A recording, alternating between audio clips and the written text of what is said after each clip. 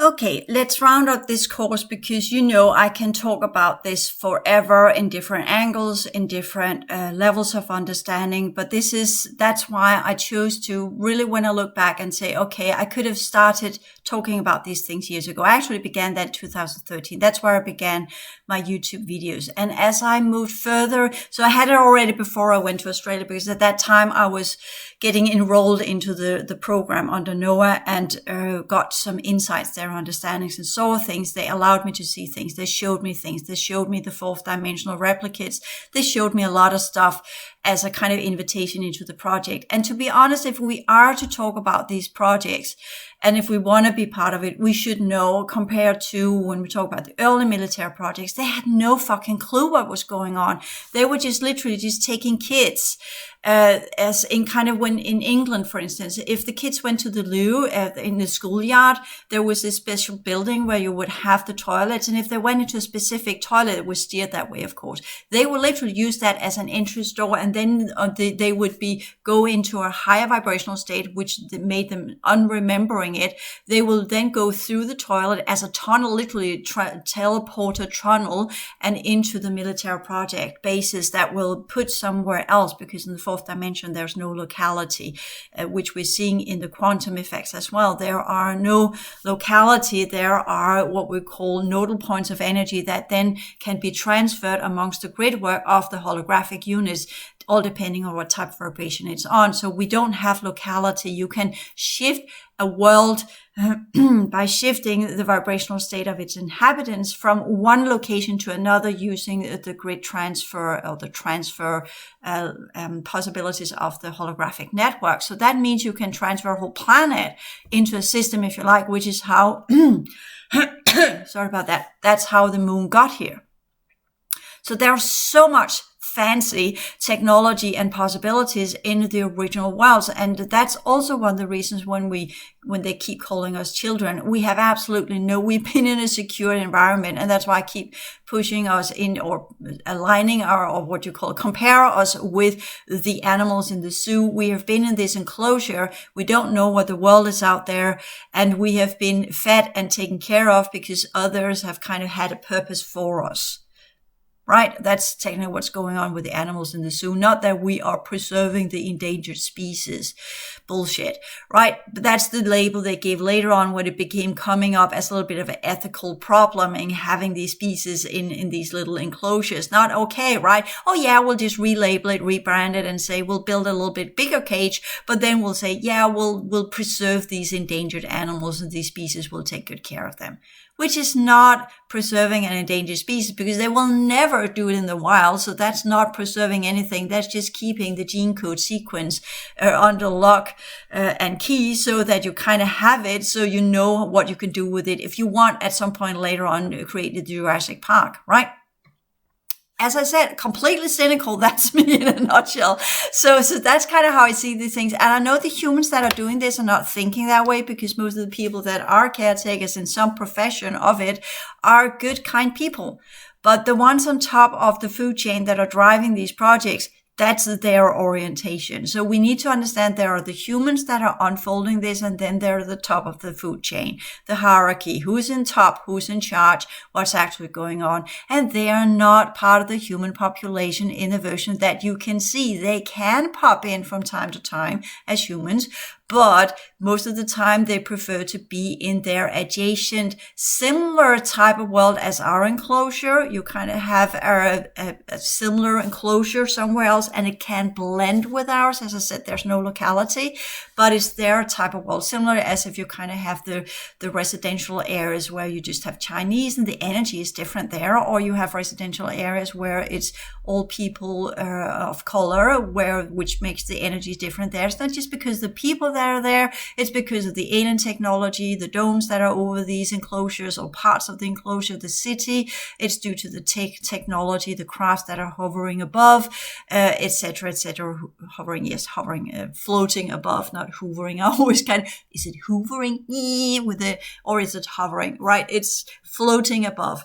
So, and I saw that as well in Australia, and seen it in Denmark, and that was part of what was possible to see before the the event program completely took over when we had the glitches between the old world order program and the event in 17. While that was happening, the transfer, there were glitches and there were the ability to see how things actually looked here, how the original old world order interactive simulation program actually looked, and what was going on, the different domes, the different crafts, and all of these kind of things. And I was lucky enough to detect quite a lot of it, but I also know, yeah, that was a different type of technology than what that's running now. So it's kind of old news, old technology.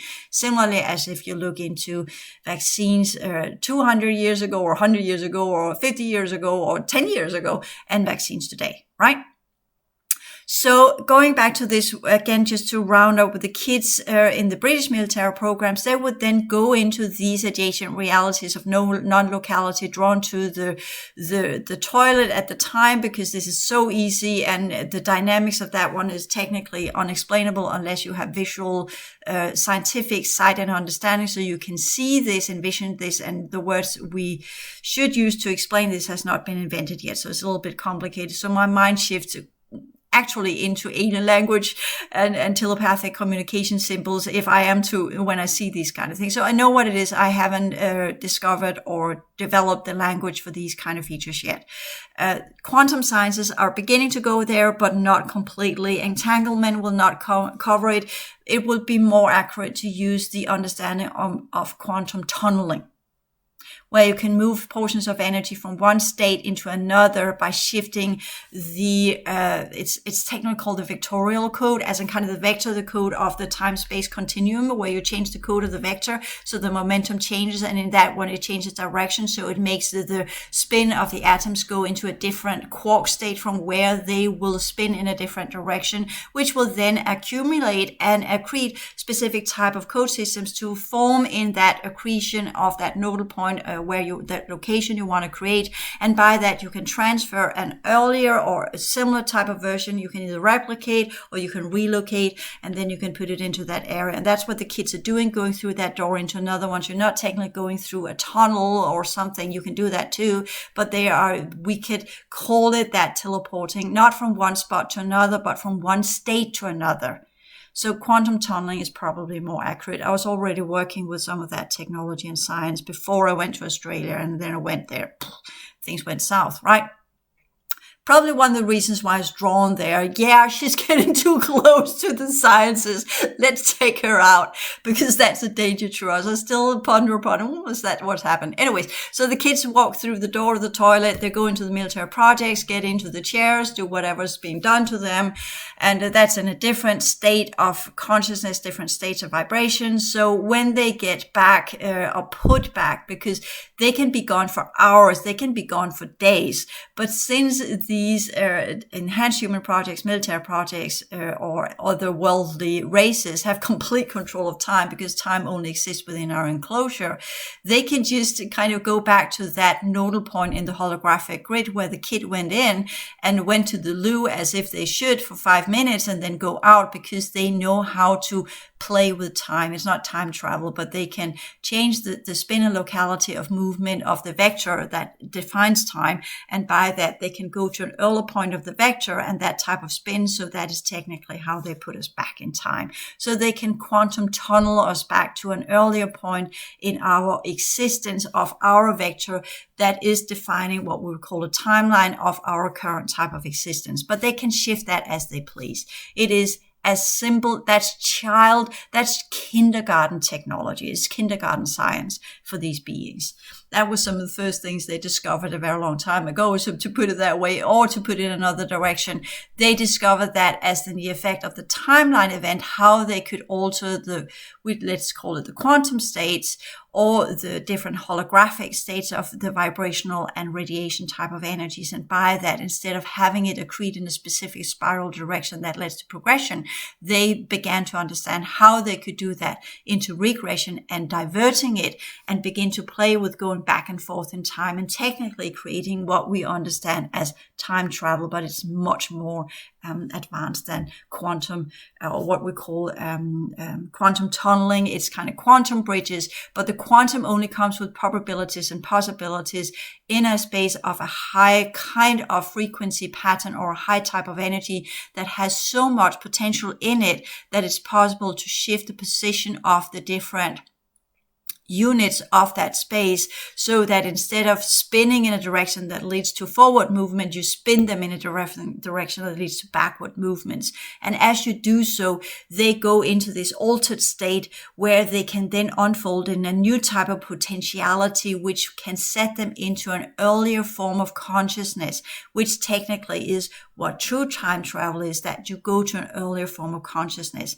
And we did do that both in the Pleiadian projects, but also in the LPU. That's one of the things we did with the LPU, because when we were ready to elevate in the holographic metaverse, we did not think about going backwards. That was not a thing. But since there were so many that had not caught up on many levels of their own progression journey, had not cleared timelines, we created the LPU going slightly back in time. And the timeline event was, or going back to an earlier cycle, earlier state of consciousness, and then try to catch up all of the gaps in the consciousness structure. But the timeline event came when, that guy from my lineage, I keep calling my brother, let's just call him my brother. We're same lineage. So we're technically of the same orientation, we're from the same batch of consciousness, but in very different ways. So it's not a brother as in kind of we had the same mom and dad that fornicated, because that's not the case. But we could just call it kind of the same group, same team. You would call it a co-colleague, but that's not the appropriate way, because a colleague is kind of something that's very dissimilar.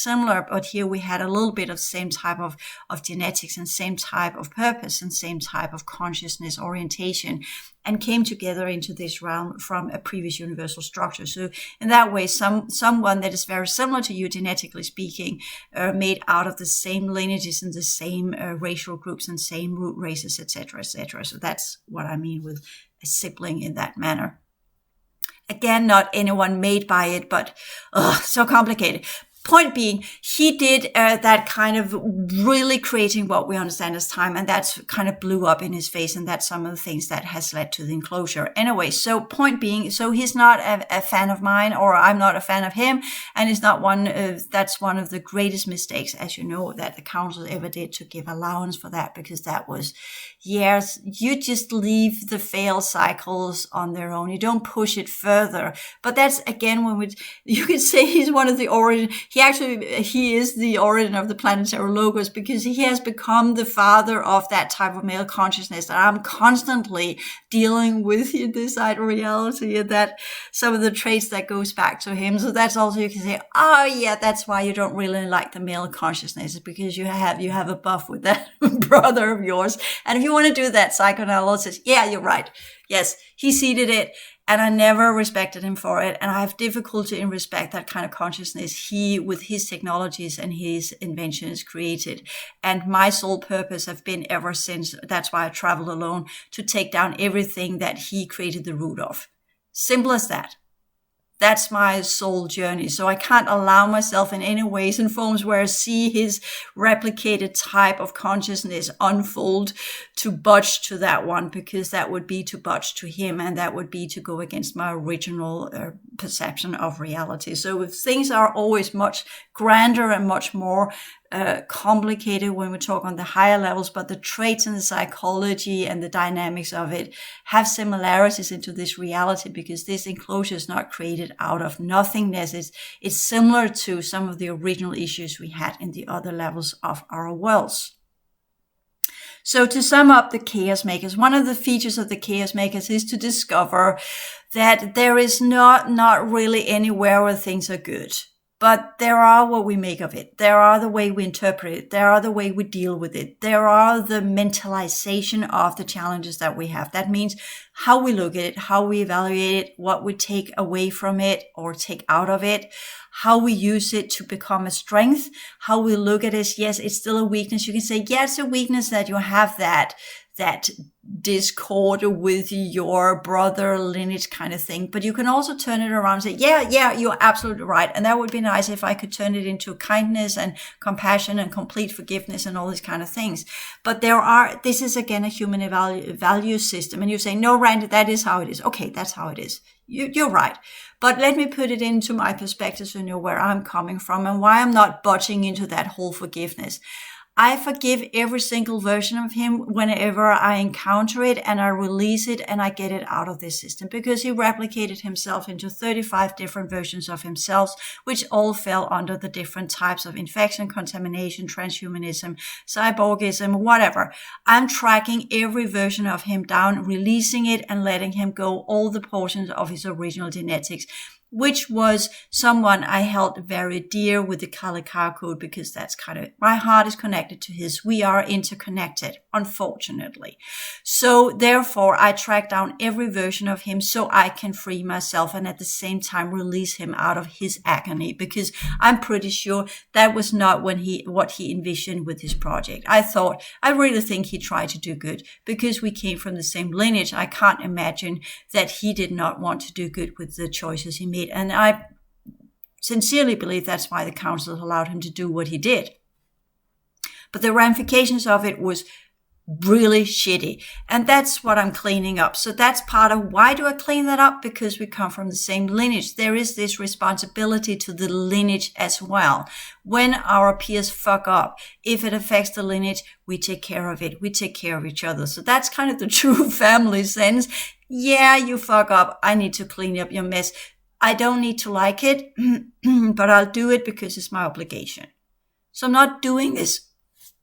Sorry about that. I'm not doing this because I have value system regarding it. I'm doing it because it's my obligation, it's my responsibility to the racial type of genetics and to our lineage. And the lineage is connected to code streams that spread out via the different universal circles. And by that, if that is not stopped and blocked and prohibited and taken away, then it will lead into some pretty serious fucked up wars in the future. So yes, it's my obligation. And these fucked up wars in the futures, we already played them out. And there we were groups that were fighting our own family members. And that was a fucking horror show. So no, I have definitely chosen to travel around to do whatever I can to take down his technology, his timelines, his replicates, his programs, his projects, and everything that was spawned out of the timeline event where huge portions of him got sucked into the third cycle and turned him into the prime dark one. So yes, you understand what I'm doing here. And that's also why I'm involved in all of these things, because I'm genetically linked to him and by that to all of his projects, which sucks. And he's the one that captured me when I went back in 1959 and tried to talk to some of the races here and told them, if you continue down that path, this will go wrong. My own fucking brother.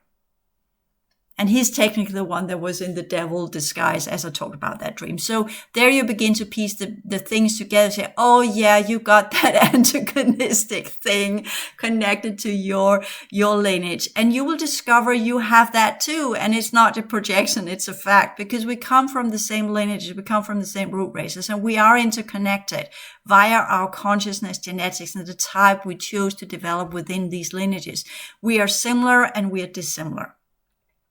So that's also part of it. And I know at the bottom of my heart, aside from that, the project of the dark ones, knowing that I would be able to take them out because I have that type of genetics, not the dark ones, but the opposition of it.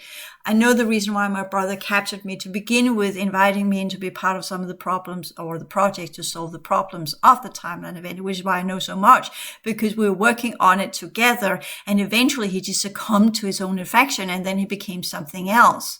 But you know, with every villain, there is this deep level of, I need some kind of, as you see in Sherlock Holmes with, I forgot his admissionary or his antagonistic force that is called Mortimer, something like that, which is his kind of not a direct mirror or a kind of what we call as a reversed version or polarity of him, even though that this Mortimer, whatever name is trying to, I forgot the name, sorry about that. I have it in my mind, but I can't pronounce it.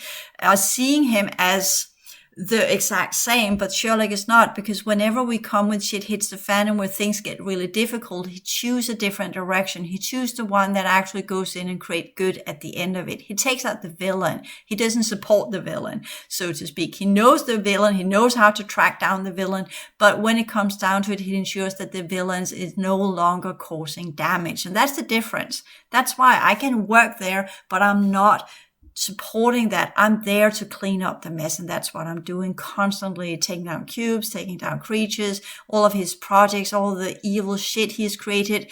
I'm taking that down because as part of our lineage, as part of the original projects, and he took the 511 pillar of the workstations and turned it into this horror show. So that's why I'm doing what I'm doing. That's the top level of what I'm doing, just for those of you who kind of need a bigger context of where I'm coming from. And that's also why I'm engaged, so to speak, not tied up, not in alliance with, but have the capacity to work with all of these different groups. And many of them thought I was actually on the same page as my brother until they understood, oh no, she's the polarity of it. Ah, fuck. Okay, let's try and turn her into him, because then we'll have a new version of him here.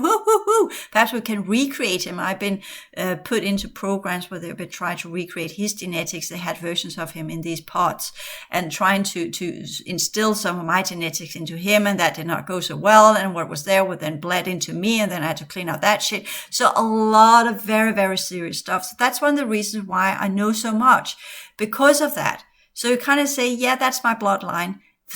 Not that I'm proud of it, because it's so fucked up, but I'm here to clean up the mess. And those of you who are in complicated families, some of you move away, so it's not my responsibility.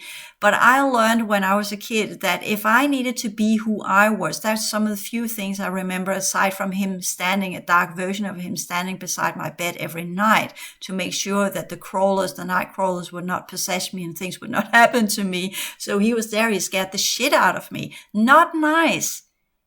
Having memories of having that Darth Vader shadow standing beside you most of your childhoods freaked me out completely. But that was how he, quote, that dark version of him, because I was his default mechanism, that if he could see that he could not correct this in a completely screwed up villain mind, then at least I could take him out.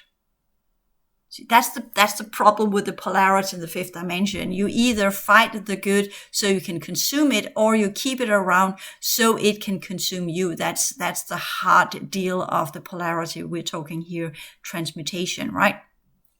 Anyways, that's just a personal story, but I think it's all fair to put it in fairness, so you kind of understand when we're talking about these things, because the question will be, which side is she on? Because I'm so involved in all of these factions and all what's going on here. I'm here to clean up the mess. And it's a very fine line. And it's only because I re-engineered my energy system to be able to withstand the infection, which is what he and I began on together. And he fucked it up. He did so much to himself to try and find a cure of the things he had done. So he eventually altered his gene code to such a degree that it could not repair itself anymore, and he turned dark. And because of that, I could continue my investigations, but also because I had a different orientation, to put it that way. My orientation, if you want to go down to the nitty-gritty, female, male, if you want to put it that way, humanoid, he turned himself more humanoid than I ever did. And that's the answer to the infection. The infection hits hard on the humanoids and less on the progressive humans. And that's why the progressive humans that are left inside of reality have been enslaved to the degree we are. That's why they're harvesting on us. I hope you begin to see the big picture here. So that's one of the reasons why I'm trying to teach you these things, because we actually have a fair chance. But it's going to be a very, very difficult chance to unfold into reality. And we will do as best as we can, but we still have greater cards to deal. We still have more choices than the humanoids. And that's also why the stellar activation cycle failed. And the humanoids have preferred to be in the human forms with a Y chromosome, and by that had added to the dark cycles of their racial lineages, which is why so many males on our planet are now succumbing to the negative dynamics of their chromosomal features. And females have a better chance, but the Y chromosome males are slowly overriding the females to make them more and more look like males, which we have seen. Once females are rising up from being breeders and the toys of males, which were their position for a very long time, they begin to develop their own authenticity and their own autocracy, to put it that way. They become their own power station. But in that, because they are so influenced by these dark male coding, which is some things I experienced in Australia, they will be overridden and they will just become the male version in a female body that has a XX chromosome, which ensures they don't get hit the same way. But they're still overtaken by some of the humanoid factions that are what we call in a negative orientation. The same with the non-gender humans that are coming, that are this weird mix of male-female energy in different polarity. Either they have a male body and a female soul, or they have a male soul and a female body. So that creates that weird continued distortion, so to speak, but also creates an opposition from where you can either elevate them into a higher hybrid state, or they will fall apart because it's just too dysfunctional. So that's the scheme that they are in. That's the experiment they are part of. Can they override these XY chromosomal features that humanity suffers under, and by that change the gene code of humanity altogether to be a non-biased or non-gender code, from where it would then be able to link up to all sorts of technology, no matter what group of beings that are coming in, because most of the different races that are here do not have gender at all, but they do have a consciousness structure that leads them in specific directions of humanoid technology or progressive human original developmental processes. We also use technology, but in a different way. So, and their game plan, the humanoid technological driven ones, are of course to conquer the entire universal structure and make it theirs and push us out once they have figured out how we work, so they can continue existing. Because the problem with the humanoid gene code is that it relies on technology, and eventually they cannot replicate themselves. They cannot continue to exist. They go into entropy. That's the problem with the way they use technology. And they know that, but they're not ready to let that go. So they think instead they can alter their gene code to have the similar traits as we are having, and by that keep replicating themselves into infinity, so they will continue to have their type of world, but with our type of genetics. And they are learning the slow way that this is not possible either. Anyway, so that's kind of what my brother actually put in motion with his choices and the councils there. So you also see, as I always keep saying, there's a reason why I get a little bit of stomachache when I think back to these times. And I got exiled for raising my voice and say that was a really bad idea and trying to work against it.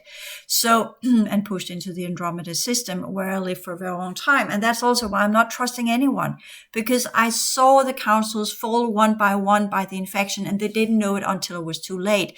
So with that understanding, the experiences I've had in this life, it's just been, as I woke up, it's just been a replay in different variations with whatever humans that were around me, reminding me of, yeah, that was what's the issue. That's where you were when you came in 1959 before you got chopped up. And that's me experiencing that now as I awaken. I'm assembling all of my pieces, what I can and what I can't, and what's my mission, what I'm here to do, and then continue doing what I began back then, but from within inside the enclosure, which of course is a weakness, but at the same time, perhaps I can turn it into a strength. Just so you kind of understand that none of us that are doing this, that are here, have prerogative in any way or form. We are in an enslavement program, and we need to deal with that appropriately in our chaos piloting as we get together our original energy system and navigate through the very dire straits of the fourth dimension to get out on the other side, just to discover that the fifth dimension is not particularly better because my brother messed it up. So there we continue that one. And you can say, well, that's because you are under the old types of program, the Pillar Project. That's why you are discovering that fucked up fifth dimension, because I know there are other fifth dimensions that are looking nicer due to the different type of use of technology, especially people that are going with the Galactic Federation, the Nordic Pleiadians, etc. They're seeing this glamorous fifth dimension because that's the holographic overlay they're presented with. So they are seeing all these fancy, beautiful cities. and beautiful futures of humanity that they will get into. And they might live in these crystalline type of cities. I've seen them on Andromeda as well, and they are fucking fancy. Oh yeah, nice unicorn cities, right? Full of rainbows and beautiful beings and beautiful creatures and horses of light and what have you. It's very nice. Very, very nice. And it's fine. If you want to go there, you go there, you do the crystalline Syrian bee, Atlantean or whatever, where you keep the infection and the timeline energies at bay with different forms of crystalline structures where you encapsulate it. But as with everything that are trying to be kept at bay by use of technology, as I just said, at some point the technology begins to break down, as we've seen it with enclosure as well. That's the law of the universal structure. This universe is supposed to progress. It's not supposed to stand still. So it will fall apart eventually. And then what has not been dealt with for eons will then come in as a full kaboom. And we're doing that cycle here as it's been done in other systems. It's just a boring repeat of things that have been done other places. They're kind of repeating it from system to system, hoping that with this system, with these type of genetics, then the outcome would be different. But what they're not understanding is that they're using the same technology in each system, and therefore the outcome will be exactly the same, because the consciousness units will adapt to the technology, and the infections rate in the technology will eventually infect the genetics, and therefore the outcome will always be the same. Android worlds, transhuman worlds, dark worlds, machine worlds, fucked up worlds, because that's what happened in the third cycle. And if you use technology that's based upon third cycle energies, that will be the repeated outcome. You need to use technologies based upon the fourth cycle, which they tried with the Syrian A reseeding after the fall of Atlantis. But that led to another distortion level, which we now know as energetic parasites, because they didn't know how to use the proper way of the original TDs and the original healing repair modalities of the original type of LPU genetics, because that was lost in the first, second, and third cycle of and after the timeline event. So therefore, our system is not the answer. Not the way they are doing it. Okay, so with that understanding as well with the Chaos Pilot, and you should also, aside from doing all of the transition science classes and the template science courses when I'm done with them, because I'm still working on them, they are done in my head. I just need to verbalize them and put them into podcast. The material is done. I just need to take time to verbalize that. But now was the time to do the changemaker, the Chaos Pilot, and the business model, because that's the energies of this month, which is July going into August, where we are shifting from what we could say some of the different energies of our planet. And for some odd reason, I noticed that years before, around this time, it's always about business. So this is now where I do this, because this is where they're probably getting ready for the what we call, this is the harvesting time. It is in Denmark. We are in summertime. So this is where we reap what we have sown during the first from the equinox on March, and now we're moving into the fourth. We have the equinox on Mars, and then we have the first month until April, the second month until May, the third month onto June, the fourth month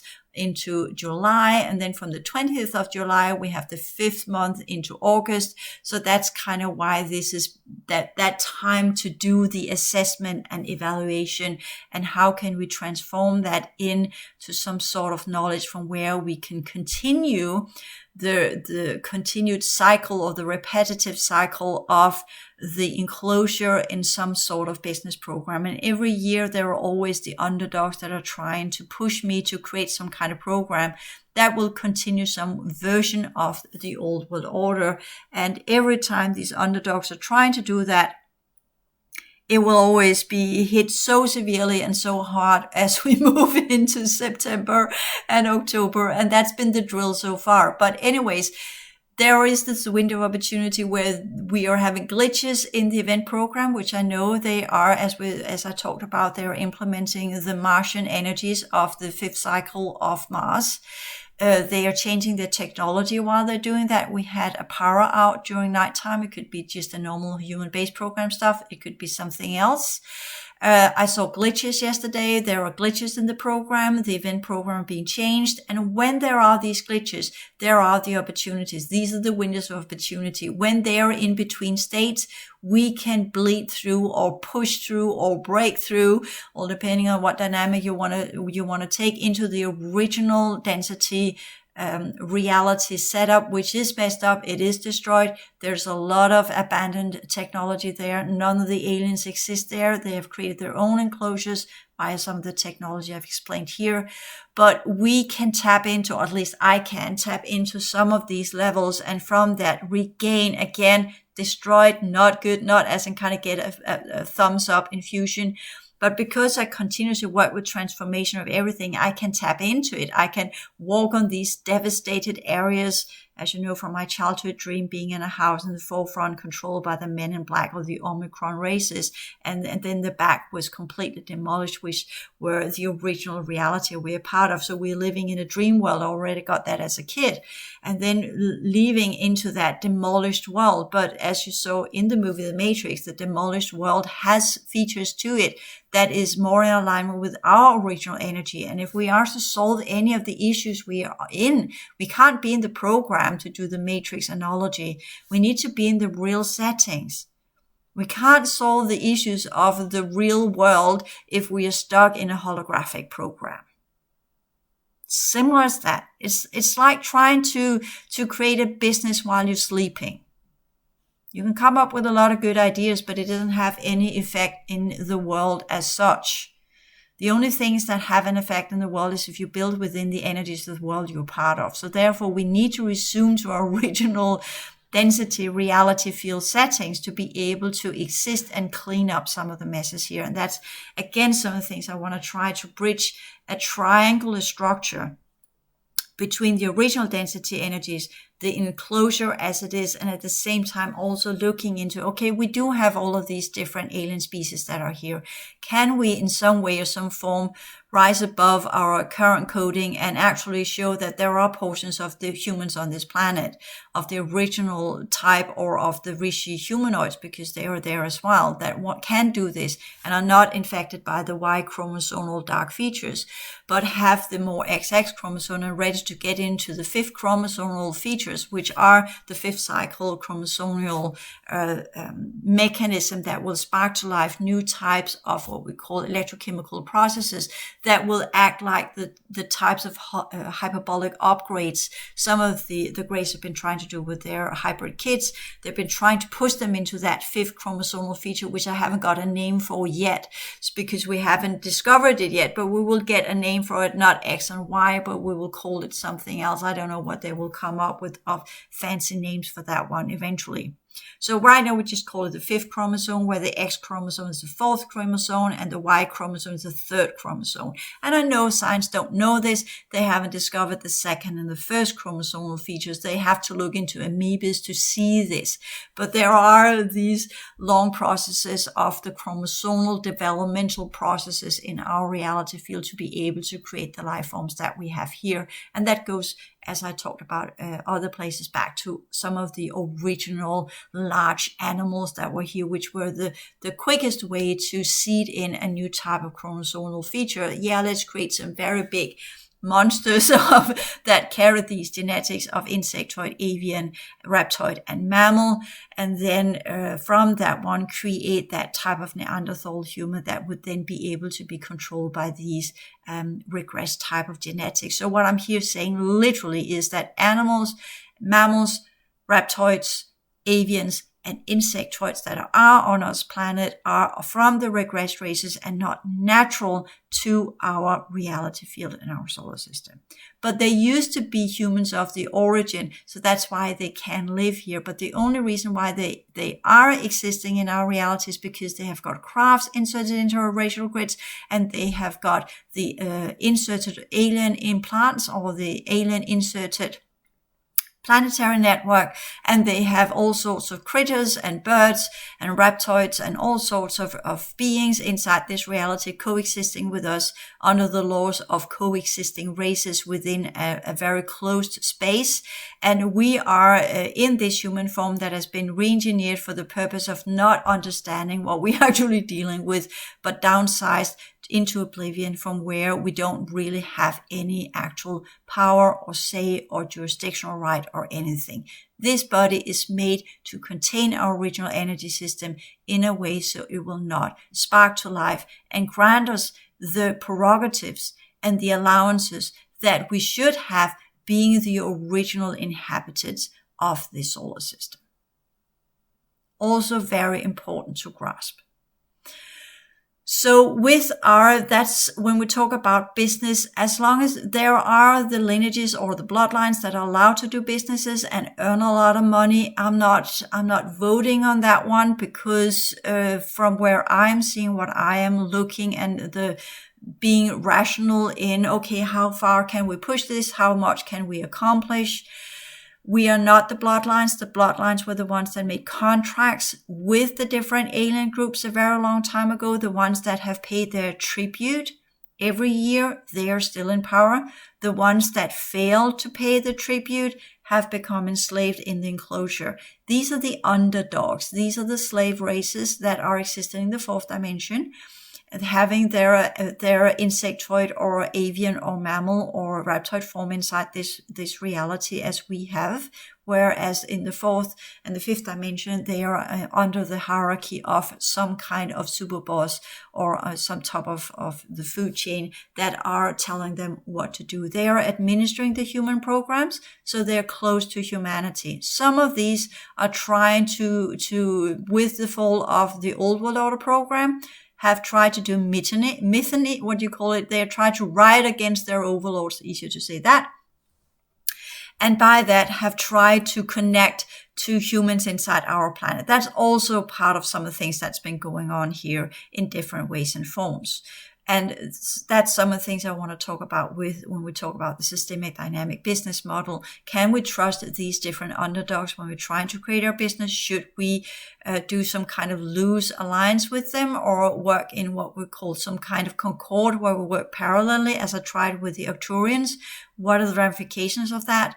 Would that be a good idea? Would it be a good idea to side up with someone we foundationally cannot trust? That foundational is not on our side, but completely on their own. What are these threats in that kind of environment? So you see, I'm taking the standard business model of what we call base program environment and competition and market, and look into, okay, if we are as humans getting ready for the galactic communities, what are we actually up against? What are we dealing with here? Who would be the investors that would come forth first?